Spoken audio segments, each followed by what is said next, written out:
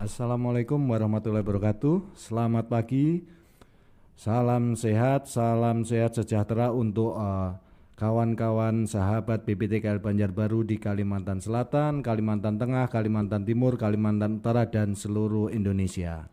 Pada pagi yang cerah ini kita akan berbincang-bincang terkait keadaan negara kita, yaitu khususnya dalam rangka penyuluhan anti korupsi.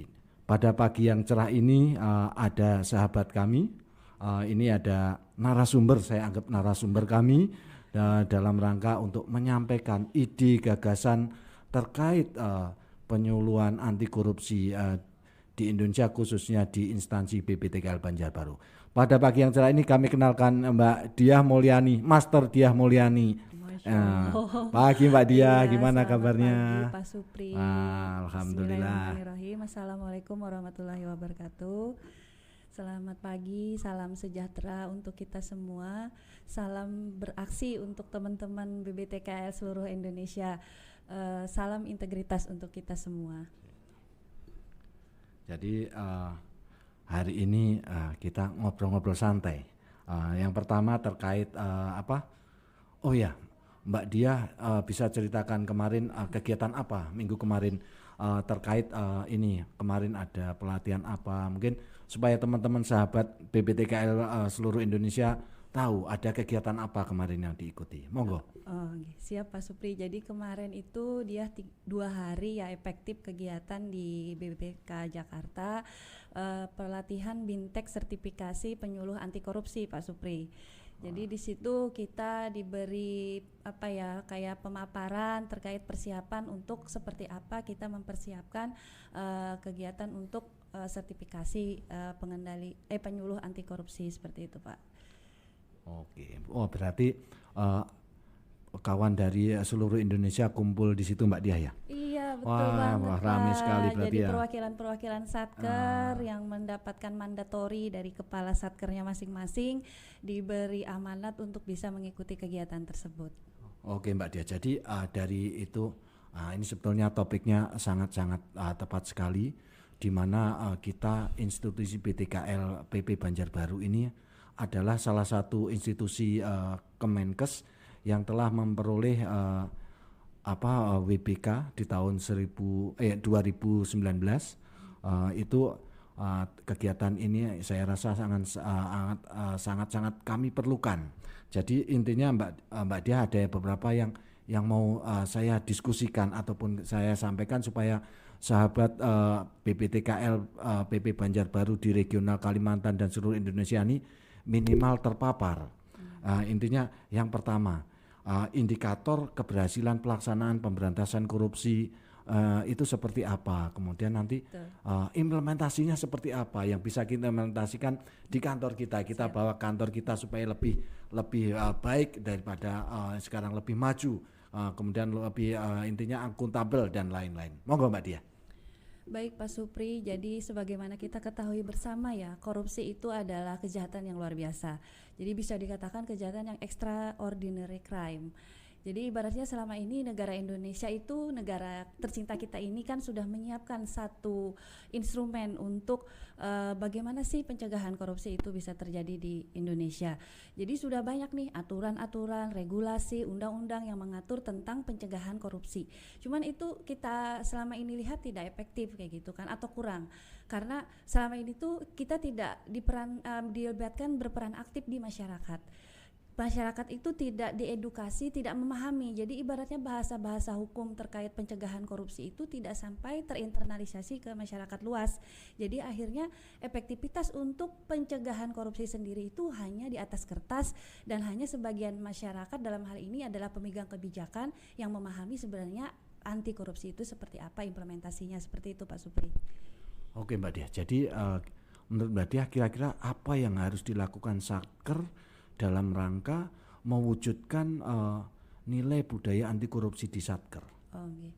Jadi begini, kalau untuk kembali kita melihat keberhasilan pengendalian korupsi itu kan sebenarnya ada indikator-indikator yang harus dicapai. Salah satunya, bukan salah satu ya, ada 3 indikator yang disyaratkan di pemerintahan negara Indonesia, yaitu IPK, Indeks Persepsi Korupsi. Yang kedua adalah IPAK, Indeks Persepsi Anti Korupsi, dan SPI atau Survei Penilaian Integritas. Jadi ketiga indikator-indikator ini merupakan satu capaian yang harus bisa memastikan nilai-nilai tersebut bisa memenuhi syarat, sehingga bisa dikatakan bahwa pencegahan korupsi itu bisa dikatakan berhasil. Seperti IPK itu dia adalah sasarannya adalah negara. Jadi IPK itu kita memastikan negara kita itu secara persepsi internasional kejadian atau indikasi-indikasi terjadinya korupsi bisa dinilai dan disurvei di kegiatan IPK itu. Dan IPK itu dilaksanakan oleh institusi independen, yaitu Transparansi International Corruption, seperti itu Pak. Jadi lembaga ini yang independen ditunjuk untuk menilai secara internasional negara-negara mana saja yang mempunyai IPK-nya baik begitu. Jadi nilainya IPK itu antara 0 sampai 100. Kalau seandainya 0 berarti indikasi untuk terjadinya korupsi di negara tersebut tinggi. Sebaliknya apabila nilai tersebut menuju ke arah 100, maka indikasi terjadinya korupsi di negara tersebut rendah. Terus kalau untuk IPAK itu yang menjadi sasaran adalah masyarakat di negara tersebut. Jadi masyarakat yang bisa memahami persepsi apakah anti korupsi itu bisa berjalan di negara seperti itu. Jadi kita bisa melihat indikator-indikator penilaian masyarakat terkait persepsi terjadinya kejadiannya seperti itu. Dan untuk SPI adalah satu penilaian integritas yang biasanya harus melekat di kesatuan lembaga dan satuan kerja, di mana memastikan bahwa nilai-nilai integritas itu dicerminkan dan diimplementasikan di satker masing-masing seperti itu Pak Supri. Untuk satker BBTKL Banjarbaru bisa kami sampaikan BTKL Banjarbaru melakukan satu internalisasi yang bernama SIPAK. Iya, jadi SIPAK. Apa itu SIPAK? SIPAK itu kan sebenarnya kita mengambil satu muatan lokal juga ya, bahasa lokal. Kalau SIPAK itu bahasa Kalimantan adalah menendang seperti itu. Menendang. Jadi ibaratnya SIPAK itu kepanjangan dari survei Indeks Persepsi Anti Korupsi di BBTKL Banjarbaru. Jadi kita mau melihat nih persepsi masyarakat yang menggunakan jasa layanan BBTKL Banjarbaru, apakah satker ini memberikan satu peluang terjadinya korupsi di bagian pelayanannya seperti itu Pak. Jadi nanti kita menyampaikan survei itu ke pihak eksternal. Pihak eksternal itu adalah pengguna jasa layanan kita di BBTKL Banjarbaru dan pihak internal. Pihak internal itu adalah pihak, dalam hal ini adalah pegawai di lingkungan BBTKL Banjarbaru. Jadi mereka berhak nih menyampaikan persepsi mereka terkait pengendalian korupsi di satker kita seperti itu Pak. Terus gini Mbak Dia, jadi mungkin yang menarik lagi nih, jadi di sini mungkin teman-teman ada yang belum tahu apa itu penyuluh anti korupsi. Betul. Apa itu ini, supaya gimana teman-teman ini dari beberapa tingkatan yang ada di instansi kita ini mengerti tentang penyuluh anti korupsi dan kegiatan apa yang bisa dilaksanakan Mbak Dia untuk dalam rangka mensosialisasi ini. Itu Mbak Dia. Betul. Baik Pak Supri, jadi kemarin itu di pelatihan kita disampaikan nih bahwa sebenarnya kalau seandainya kita melakukan penyuluhan itu bagaimana interaksi kita bisa menarik oleh audiens kayak gitu kan. Jadi jangan sampai ibaratnya tuh kita ngomong A, B, C panjang lebar, ternyata paparan atau ibaratnya edukasi yang kita sampaikan itu tidak mengena kayak gitu. Jadi ada pesan Pak Supri namanya ember. Oh, ember. Setahu saya ember untuk menampung air begitu ya. Mungkin ada lain. Jadi ibaratnya kalau di penyuluh anti korupsi itu kita dibentuk untuk bisa penyampaiannya itu secara efektif, menarik dan berdampak. Jadi efektif itu kan ibaratnya bisa dilihat dari set waktu, mungkin ibaratnya itu harus memastikan bahwa paparan kita itu dengan waktu yang sudah ditentukan bisa mencapai nih apa yang menjadi target tujuan penyampaian penyuluhan seperti itu. Menarik itu dalam artian jangan sampai kita itu menjadi apa yang kita sampaikan tuh boring kayak gitu kan, audiens menerima kayak gitu. Terus berdampak, apapun yang kita sampaikan itu berdampak, jadi impactnya itu ke kita menyampaikan, yang menerima pesan kita itu bisa mengerti apa yang disampaikan oleh penyuluh anti korupsi yang sedang menjalankan tugas seperti itu Pak Supri. Jadi kalau untuk rencana atau apa implementasi yang akan kedepannya dilakukan, mungkin bisa dia sampaikan bahwa dalam 2 hari ke belakang itu dia sudah melakukan aktivitas Pak Supri. Jadi dalam bentuk penyuluhan, bentuknya Zoom meeting terkait nilai-nilai anti korupsi dan integritas di lingkungan kerja. Yang kedua, kemarin saya minta izin dengan Kepala Balai untuk menyampaikan penyuluhan terkait refleksi kemarin yang di Zoom itu kita sampaikan nilai-nilai anti korupsinya, refleksi ke diri masing-masing kita itu seperti apa menerimanya, seperti itu Pak Supri. Oh, berarti alhamdulillah sudah mudah-mudahan beberapa lapisan yang ada di institusi kita, mulai dari Satpam, mulai CS, mulai teman-teman di fungsional, struktural itu intinya memahami.